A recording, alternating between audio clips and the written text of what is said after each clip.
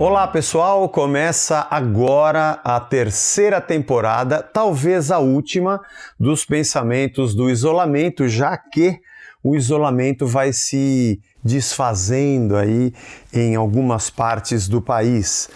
Mas vamos em frente. Quero falar um pouquinho sobre parábolas, já que falamos sobre o Sermão do Monte e o Reino. E eu escolhi a parábola do filho pródigo para ser a primeira dessa semana. Continuou. Certo homem tinha 2 filhos, o mais moço deles disse: Pai, dá-me a parte dos bens que me cabe, e ele lhes repartiu os haveres. Passados não muitos dias, o filho mais moço, juntando tudo que era seu, partiu para uma terra distante, dissipou seus bens vivendo dissolutamente, gastou que nem doido. Depois de ter consumido tudo, veio fome à terra e ele começou a passar necessidade. Então se agregou a um dos cidadãos da cidade que cuidava de porcos e ele passou a apacentar porcos, mas ganhava tão pouco que tinha que disputar com os porcos a lavagem que eles comiam, né? Aí ele caiu em si, diz o verso 17. Caindo em si, disse: caramba, os trabalhadores do meu pai têm pão, têm lugar para dormir e eu aqui nessa miséria. Eu preciso me levantar e voltar para casa.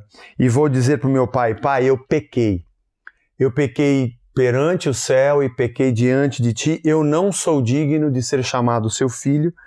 Me faça como um dos seus trabalhadores. E assim ele faz. Volta para casa, correndo, né? Arrependido. E levantando-se foi para o seu pai. Vinha ele ainda longe, esse é um detalhe legal, quando o seu pai o avistou e, compadecido dele, correndo, o abraçou e o beijou. E o filho disse aquilo que tinha pensado: Pai, eu pequei contra o céu diante de ti e não sou digno de ser chamado seu filho. O pai, porém, disse aos seus servos: Traze aqui a melhor roupa, põe um anel nele, no seu dedo, sandália nos seus pés, traz também o novilho cevado, vamos fazer uma festa, comamos e nos regozijemos, porque esse filho aqui voltou. Muito bom.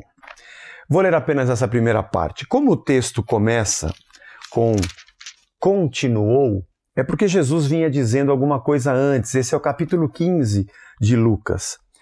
Essa parábola Jesus conta porque os fariseus os fariseus estavam criticando Jesus, dizendo, eles e os escribas: esse homem come com pecadores. Os fariseus e os escribas estavam criticando Jesus e dizendo: esse cara come com pecadores, ele está no meio de gente perdida, pô. Ele não vale nada.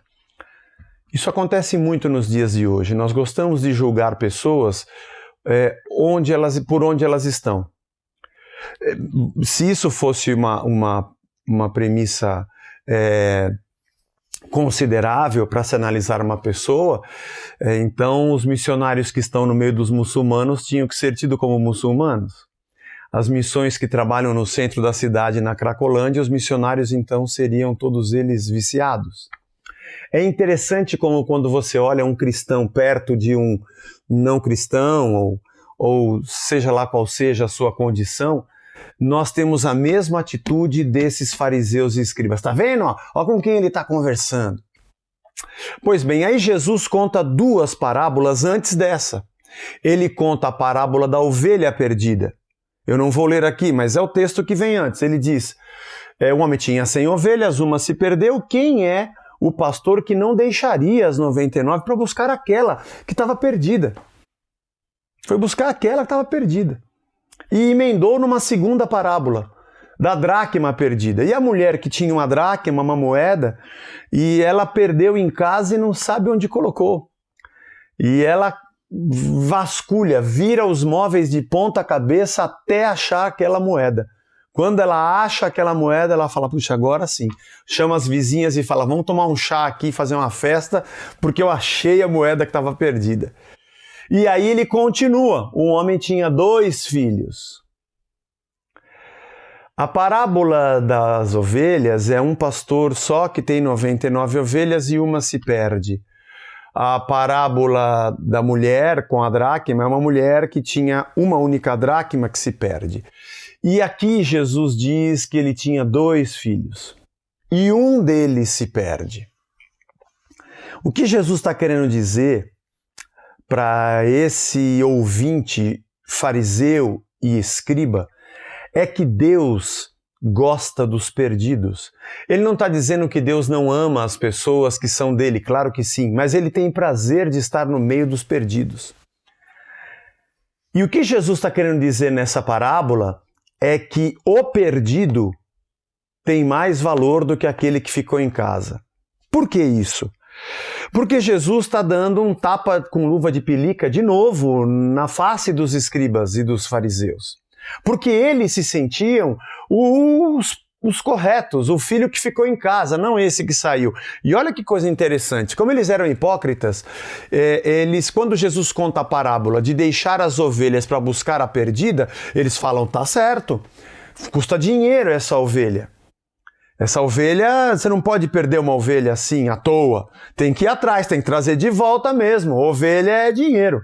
Quando ele conta a parábola da dracma, na cabeça dos fariseus e escribas, eles pensam, claro, ela perdeu uma moeda, tem que achar essa moeda, tem que achar esse dinheiro aí, porque não se pode perder dinheiro assim.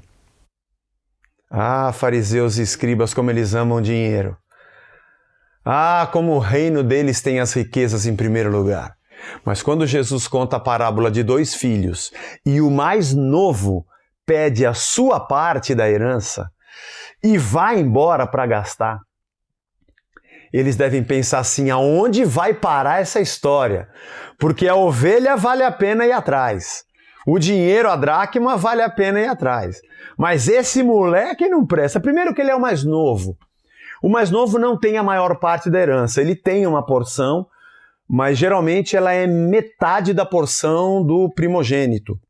Então, o pai, quando morresse, dividiria em 3 partes a herança e o mais velho receberia 2.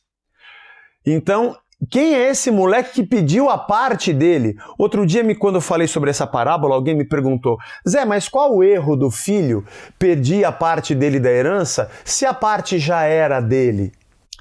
2 erros. Primeiro, que tudo que ele tem é do pai, e essa parábola representa o reino.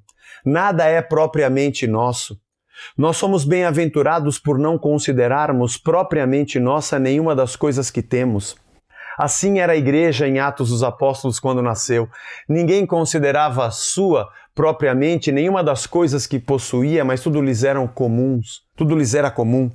Portanto, o primeiro erro é achar que é meu aquilo que o pai tem. O pai me dá porque ele é gracioso. O segundo erro é que a herança é dividida quando o pai morre. Isso significa que esse filho mais novo já matou o pai, com ele em vida. O reino de Deus é o reino de um pai que ama o que se perde. Na cabeça dos fariseus e dos escribas, aquilo era um absurdo.